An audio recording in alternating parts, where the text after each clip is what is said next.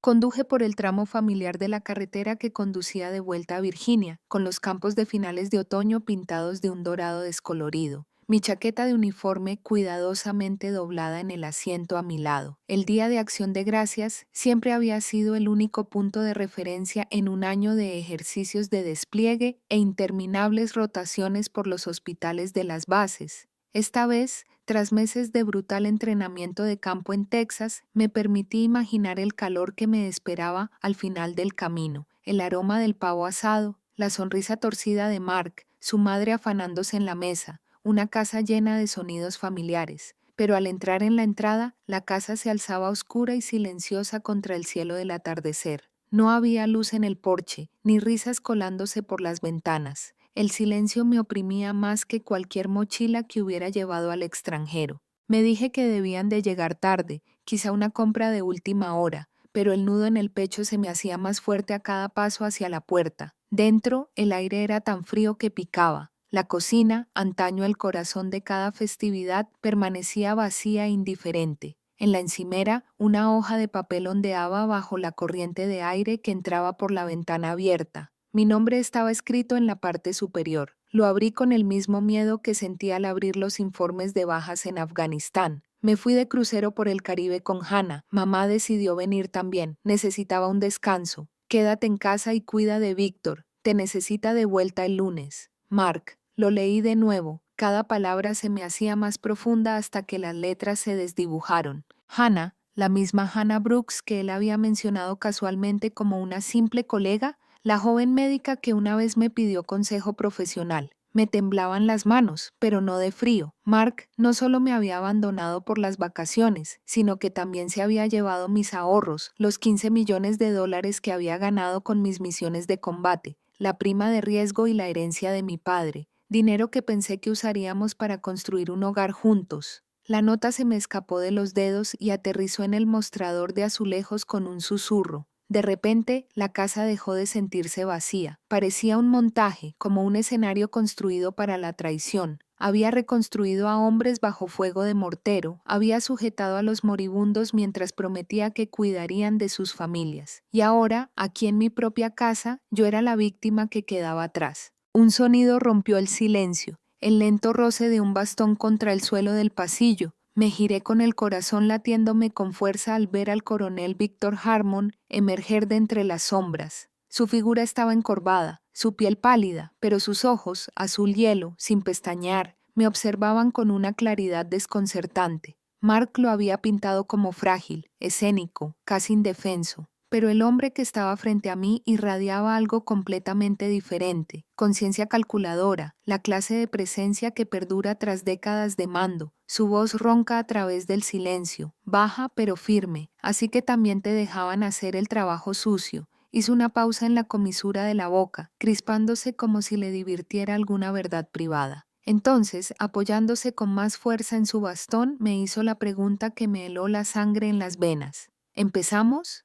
Las palabras de Víctor quedaron flotando en el aire mucho después de que el sonido se desvaneciera, y me encontré aferrándome a la encimera como si fuera la barandilla de un barco en medio de una tormenta. Mis ojos recorrieron la cocina buscando algo común, algo que me atara, pero la escena solo acentuó la disonancia. No había pavo descongelándose en el fregadero, ni pasteles enfriándose en la estufa. El refrigerador zumbaba como un viejo generador en un hospital de campaña. Sus estantes estaban vacíos, salvo por una botella de leche medio vacía y una bolsa de lechuga marchita. El vacío me recordó a las bases de operaciones avanzadas después de una evacuación, habitaciones abandonadas, en un silencio absoluto donde debería haber vida. Busqué mi teléfono, guiado por la memoria muscular, como antes al pedir las coordenadas de evacuación médica. El número de Mark sonó una vez, luego 2 veces antes de desaparecer en el buzón de voz. Su voz grabada era alegre, despreocupada, tan discordante con la del hombre que me había dejado en esta casa vacía. Lo intenté de nuevo, la desesperación me aturdió los dedos. El mismo resultado. Cada llamada parecía como lanzar bengalas al cielo nocturno. Nadie me veía. La vibración de una notificación entrante me sobresaltó. Una repentina punzada de esperanza que no quería admitir. Por un instante creí que quizás se acordara de mí. Recordé las promesas susurradas en el silencio entre despliegues, pero la pantalla contaba otra historia. Instagram. La foto cargó lentamente, la señal avivando mi miedo. Allí estaba Mark, de pie en la cubierta de un crucero. El sol le daba en la cara. Su brazo rodeaba posesivamente a Hannah Brooks. Hannah, la médica a la que una vez guié, que me miraba con ojos muy abiertos y ansiosos durante nuestras rotaciones de campo. Reía al viento, alzando la copa de champán en señal de celebración. Mark le imitó su sonrisa, inclinada, amplia y relajada. El texto brillaba más que la propia imagen. Nuevos comienzos, crucero por el Caribe con la familia. Familia. Las palabras me quemaron como yodo vertido en una herida abierta. Recorrí las letras en la pantalla como si al tocarlas pudiera calmar el dolor, pero en cambio la traición latía más profundamente. Habían reescrito la definición de familia, borrándome de ella con un gesto casual del pulgar. La casa a mi alrededor parecía contraerse, las paredes apretándose, el aire más frío.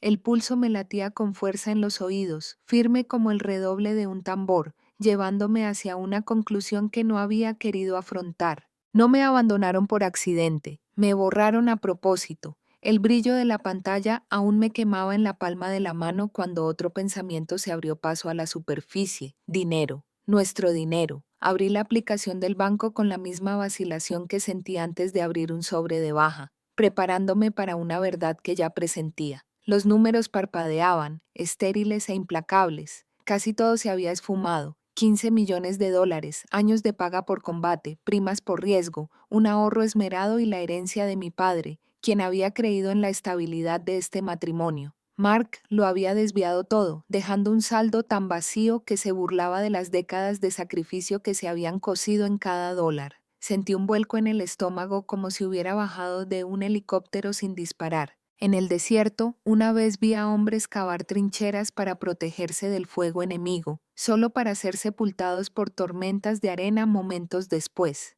Esa misma futilidad me oprimió ahora. ¿Qué protección podría construir contra la traición de la persona que se suponía que debía protegerme? Víctor se aclaró la garganta. El sonido era áspero como la grava. Había estado observando, interpretando mi silencio como los viejos soldados interpretan el tiempo. Me lo han hecho durante años, dijo en voz baja. Su bastón golpeaba el suelo, acentuando cada palabra. Retiros etiquetados como gastos de atención, pero la calefacción bajó a 58. Mis recetas habían cancelado visitas. Sus ojos se entrecerraron, como un soldado catalogando heridas. Ellos lo llaman cuidados, yo lo llamo robo. El frío en la habitación se intensificó como si la casa misma quisiera ser testigo.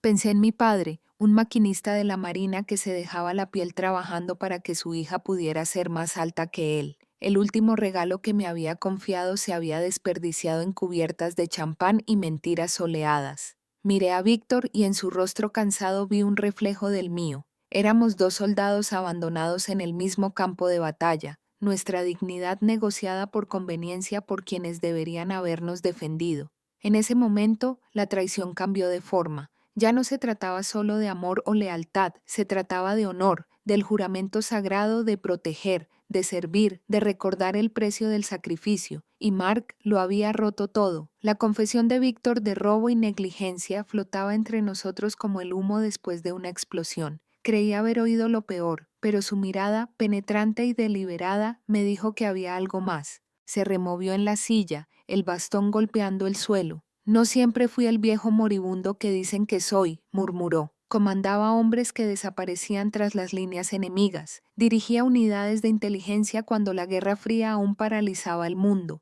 Lo miré atónito. Mark lo había llamado senile, medio roto, pero aquí estaba, confesando no solo claridad, sino una historia labrada en acero. Coronel Víctor Harmon, dijo casi con amargo orgullo, y ahora cáncer terminal en etapa 4, 3 meses con suerte. Las palabras fueron duras, pero su discurso fue firme, casi clínico. Había estado junto a innumerables soldados que recibieron veredictos similares, jóvenes, con futuros robados, pero escucharlo de él en esta casa abandonada lo envolvió en una crueldad para la que ni siquiera el triaje del campo de batalla me había preparado. Se inclinó hacia adelante, respirando con dificultad, pero con los ojos brillantes, y deslizó una carpeta sobre la mesa. bordes gruesos y desgastados, manchados por el tiempo. Pruebas, dijo. Dentro había extractos bancarios, órdenes médicas desatendidas, notas detalladas escritas con una letra temblorosa pero siempre precisa. El libro de la traición.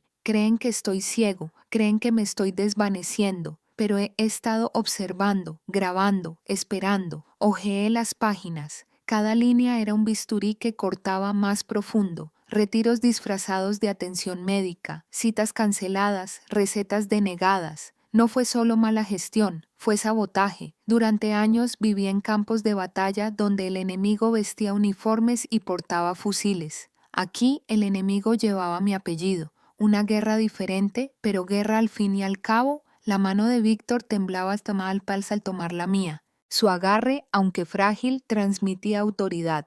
Te abandonaron, me abandonaron. Eso nos convierte en algo más que víctimas. Eso nos convierte en aliados. Sus palabras atravesaron la niebla, una extraña especie de grito de guerra. Pensé en mi juramento como oficial de defender, de luchar por lo justo, incluso cuando el enemigo era invisible, y ahora el campo de batalla se había trasladado a las cuentas bancarias de Kitchen, a los archivos del hospital. Sí, susurré con la garganta apretada, pero mi determinación se afianzaba con cada sílaba. Luchamos juntos. En la tenue luz de aquella fría casa se selló un pacto, no con banderas ni fanfarrias, sino con la furia silenciosa de 2 soldados traicionados por los suyos. Nuestro pacto no se selló con ceremonia, pero el aire se sentía cargado, como si la casa misma hubiera cambiado de bando. Me dejé llevar por el ritmo que mejor conocía, la preparación. En zonas de combate, la verdad a menudo era cuestión de documentación, signos vitales, heridas registradas, fotografías de cada detalle,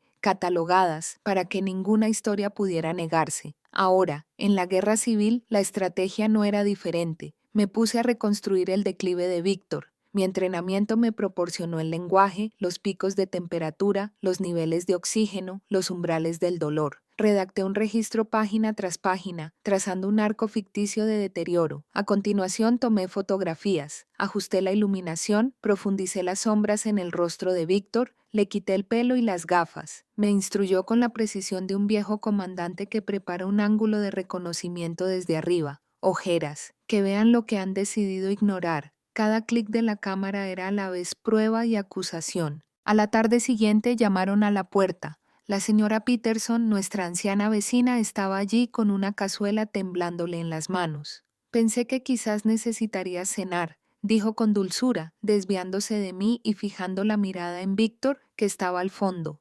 Bajó la voz. Ese chico tuyo, Mark, dejó a su padrastro en el jardín el mes pasado. Cayó fatal. Mi Harold tuvo que cargarlo adentro.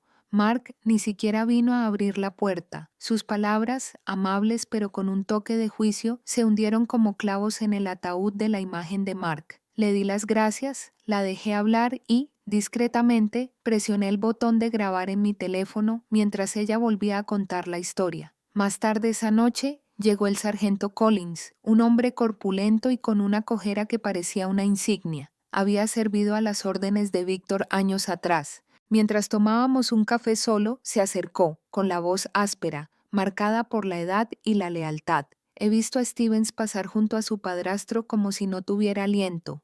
Una vez en el supermercado, Víctor forcejeaba con las bolsas. Mark se quedó mirando. Voy a ser testigo, señora. El coronel merece algo mejor. Anoté cada detalle, fecha y frase como antes registraba los historiales clínicos de los pacientes después de largos turnos. Solo que esta vez el paciente no era solo Víctor, era la verdad misma.